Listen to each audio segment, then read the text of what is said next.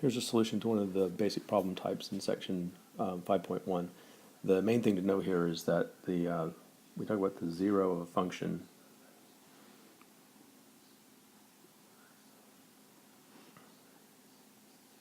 So we have a function called f of x. When we talk about a zero of it, what we mean is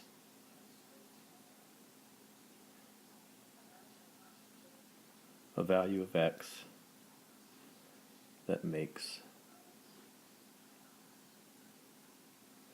f of x equal to 0. So in other words, a zero of a function is an x-coordinate that makes the y-coordinate 0, which means it's an x-coordinate that corresponds to an x-intercept. So finding the zeros of a function is just finding the values of x that you would have had to find if you were trying to find x-intercepts. So these questions about zeros are really the same as questions about x-intercepts. The only difference is you're finding just the x value. You don't need the y value. Anyway, so we know that in order to in order to have values of x that make a function 0, that corresponds to what happens when we factor the excuse me, a polynomial.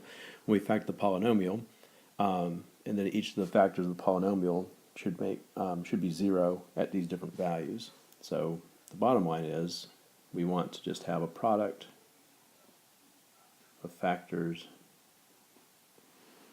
Let me just erase this. It's in my way. We want to have a product of factors so that our list of zeros are exactly the values that make those factors equal to 0. So if you will notice, when x is negative 2, then this factor is 0. When x is negative 1, this factor is 0. When x is 3, this factor is 0. And when x is 4, this factor is 0. So the product of these four factors is going to be equal to 0 when x is negative 2, negative 1, 3, or 4. Now, will this have degree 4 to satisfy the other condition we have? It will.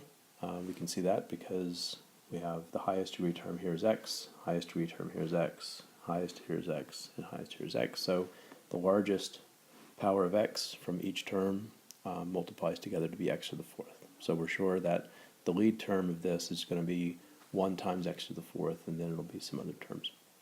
So you don't have to multiply this out. You should be able to enter the function exactly like that as a product of factors.